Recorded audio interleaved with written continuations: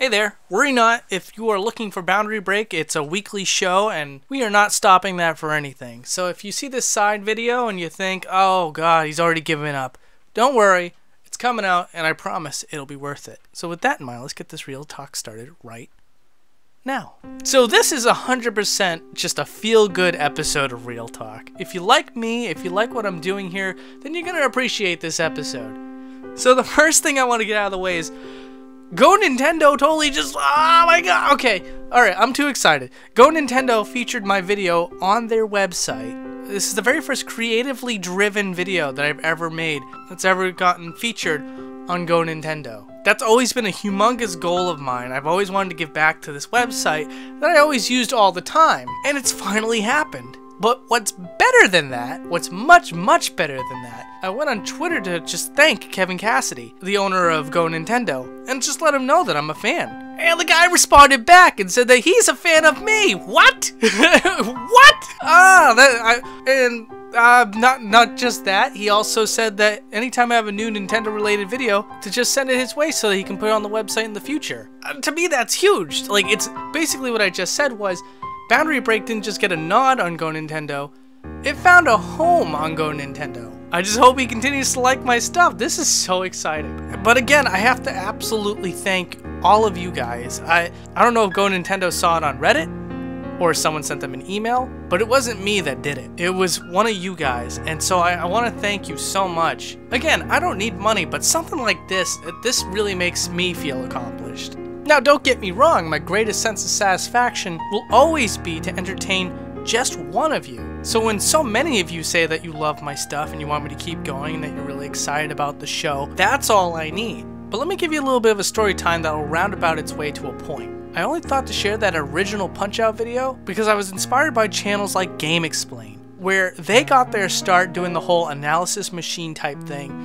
And it offered something that the internet never saw before. It gave back to the gaming community. It wasn't about Andre. It wasn't about Derek. Andre and Derek dedicated that channel to giving back to the gaming community, to make it about them and what they've always needed. Now, by no means did I think that I was going to become an overnight success by posting that Punch-Out video, but seeing something like Game Explain made me think, well, I've never seen this on the internet before, maybe I should put it out there because other people might get as big of a kick out of it as I just did. So I put the Punch-Out video out, and it got a pretty good response. And like I said in the first episode of Real Talk, that's when I knew I had something. That this was an opportunity to be like Game Explain, to offer something that people have never seen before. And it wasn't until a couple episodes in that people started to say that I should script the show. And I was thinking, ugh, I can't stand being fake. I don't like to be phony.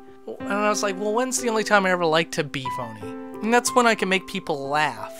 And that's when the show became half informative, half entertainment. And when I decided to go down that road, I figured I pretty much abandoned any chance of ever being featured on something like Gonintendo, because I'm not dedicated to just giving you information. I'm dedicated to giving you entertainment and information. But you know what? Look at me now. I was completely wrong. And I just want to thank you guys so much for helping to influence the direction of the show. I love doing the show the way that I do it now. It's just so much fun, and I still get that satisfaction of giving back to the gaming community, which makes me feel so much wealthier than any person that actually makes real money off of YouTube. I'm golden. You guys made me so happy. So on to something also a little interesting. I got my first piece of fan art the other day, and man, that is such a surreal experience. Listen, I get it. I get it from the other side. If you're just a fan of somebody, you make fan art, or you see that people have made fan art of that person, and it's normal. Like, there's fan arts of celebrities, YouTubers, and all sorts of musicians and stuff like that. I get it. I still feel like an average guy. So when I saw, like, I knew that the fan art was coming. He said he was making it. This artist's Twitter handle is @LGRLuisRickyD, and he made this fan art for me.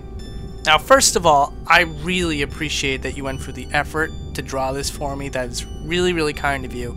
Like, you were passionate enough to take time out of your day to draw and color a picture of me. That's incredibly cool. So, what I'm about to say, do not take offense to this whatsoever, nor should it deter anyone from making fan art in the future. But when I got my very first piece of fan art, I started showing it to my friends and stuff. I was like, hey, check it out. Like, those videos I was doing on the internet, someone here actually drew a fan art of me. My girlfriend was ecstatic. She was thrilled to death. She's like, I can't believe people like you so much that they draw you.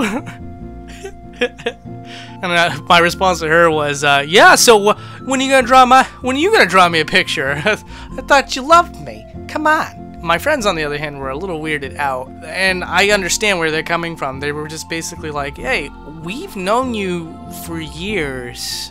I never imagined that there would be Derek fan art that would be floating around the internet. I can believe a lot of things, but Derek, I would have never guessed that you would have fan art on the internet. And you know what? Neither would I. But it's incredibly cool. I'm definitely keeping this. And thank you so much for taking the time to make this fan art. You are the first, sir. You are the first. And if you want to make more fan art for me, by all means, I'll put it in a Real Talk. It's the least I can do. I'm not asking for fan art. If you're passionate enough and you want to take the time to draw me or the She Says icon or whatever, it's going on this show because that takes time and effort.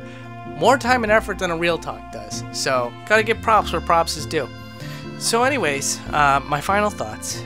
The subscriber count keeps going up. Everything is great and wonderful as far as YouTube goes. But if you're wondering if it's affected my ego in any way, it hasn't. 100%. Everything I just talked about in this episode is because of you guys. You guys helped the direction of the show. You guys posted the stuff on Reddit for Gonintendo to see.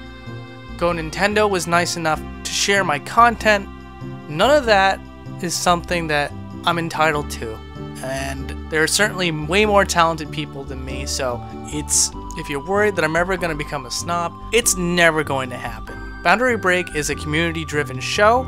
You choose the episodes, you help decide the format, and it's up to all of you to decide how much I can get away with. All of you are my co-hosts. All of you are my co-hosts, and so I can never ever take credit for the success. So thank you. Alright, I'm gonna take off. I did have a quick idea. I was thinking about doing live streams of when I'm actually trying to find my discoveries. Do you guys want to discover with me in real time? Are you interested in a live stream? Just let me know. I'd have to buy a web camera, but I think that's all I need really is just a web camera. And I'll probably provide a poll down below to see if you guys are interested in that. Alright, well, I hope I wasn't too sappy. Gibble Gorp, my friends, I will talk to you later. Alright, bye.